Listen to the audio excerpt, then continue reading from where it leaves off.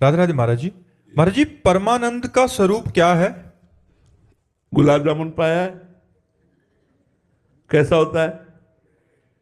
मीठा। कैसा मीठा होता है? बहुत मीठा। फिर बहुत मीठा कैसा होता है? खा के देख लीजिए, खा के देख लीजिए, उत्तर आएगा कि नहीं आएगा।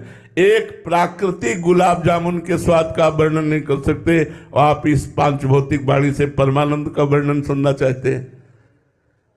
अनिर्वचनीयम राम अतर्क बुद्धि मनवानी, जहां बुद्धि का भी प्रवेश नहीं, मन का भी प्रवेश नहीं, वाणी की तो बात जाने दो, वह है परमानंद।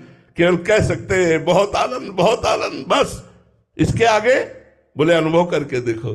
परमानंद अनुभव गम में भजे जय संता, उसकी व्याख्या नहीं है।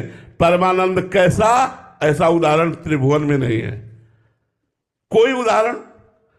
परमेष्टि पद ब्रह्मा के पद में भी वो आनंद नहीं है जो भगवान के चरणारविंद के दासत्व में आनंद परमानंद है। इसीलिए वो कह देते न पारमेष्ठ्यम न महेंद्र दिष्टम, न इंद्र को वो सुख है, न ब्रह्मा को सुख है, न सार्वभौम सम्राट को सुख है, न युग सिद्धियों में सुख है, और यहां तक कि मोक्ष में भी वो सुख नहीं है जो भगवान के प्रेम में है। ये तो अनुभव गम्य है। इसे वाणी के द्वारा कैसे वर्णन किया जाए? कोई जड़ वस्तु हो तो उदाहरण दे सकते हैं कि रसगुल्ला ऐसा मीठा जैसा स्पंज, कुछ तो दे सकते हैं।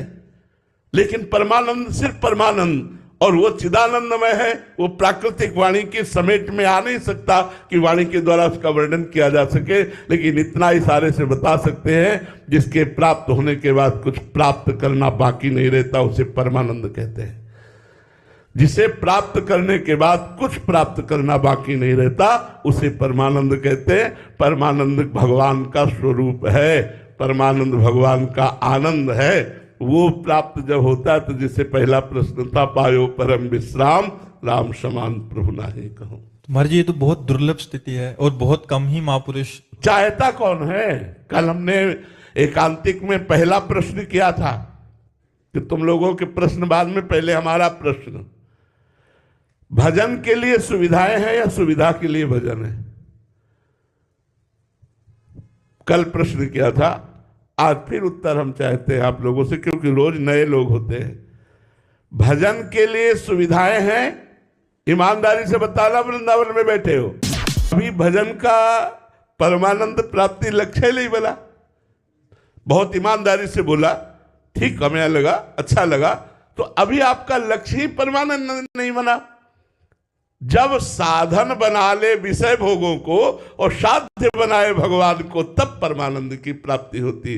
सुविधा को साधन बना ले और साध्य बनावे भगवान को, तब परमानंद की प्राप्ति होती। अभी साधन बनाए हैं भगवान को और विषय सुविधा को साध्य बनाए कि हे भगवान